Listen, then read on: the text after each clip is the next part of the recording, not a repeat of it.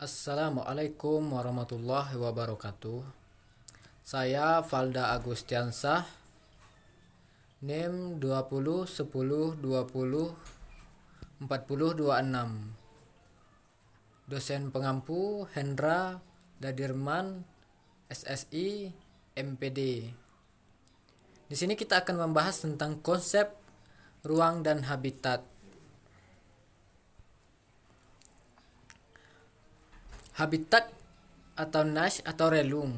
Habitat suatu spesies tinggal dan berkembang. Pada dasarnya, habitat adalah lingkungan fisiknya di sekelilingi populasi suatu spesies yang mempengaruhi oleh dan dimanfaatkan oleh spesies. Niche atau relung. Relung adalah spesies unik yang ditempati oleh suatu spesies tertentu berdasarkan rentang fisik yang ditempati oleh peranan yang dilakukan di dalam komitmennya. Konsep ini menjelaskan suatu secara yang tepat dari suatu organisme untuk menyelesaikan diri dengan lingkungannya. Klasifikasi habitat. 1. Daerah habitat padang rumput. Terbentang dari mulai kawasan tropis sampai kawasan subtropis. Secara umum memiliki curah hujan 25 sampai 50 per tahun. 2. Daerah hutan gurun. Jarak satu pohon dengan pohon yang lain tidak rapat atau juga renggang. Jarak tumbuhan relatif sedikit. Habitat di air tawar. Terdapat aliran air yang disebabkan oleh curah serta iklim. Memiliki kadar garam yang rendah. Peran habitat. 1. Sebagai tempat tinggal untuk seluruh makhluk hidup di bumi. 2. Tempat tumbuh serta berkembangnya makhluk hidup. Fungsi habitat. 1. Tempat untuk hidup. Fungsi utama dari habitat adalah sebagai tempat hidup makhluk hidup. Dengan habitat yang sesuai tertentu, suatu spesies makhluk hidup itu bisa atau dapat berkembang biak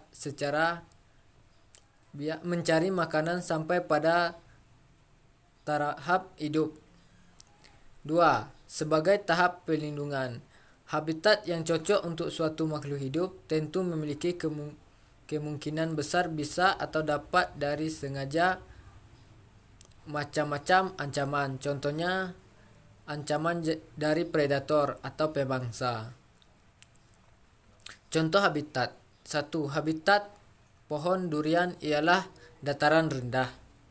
2. Habitat eceng gondok ialah daerah perairan yang terbuka. 3. Habitat hiu paus ialah laut. Dan untuk yang keempat, habitat ikan nila, ikan gurame ialah perairan air tawar. Di sini ada dua macam definisi relung. Yang pertama yaitu definisi dari Ken Deng 1963 yang dijelaskan relung adalah suatu hewan sebagai status fungsional.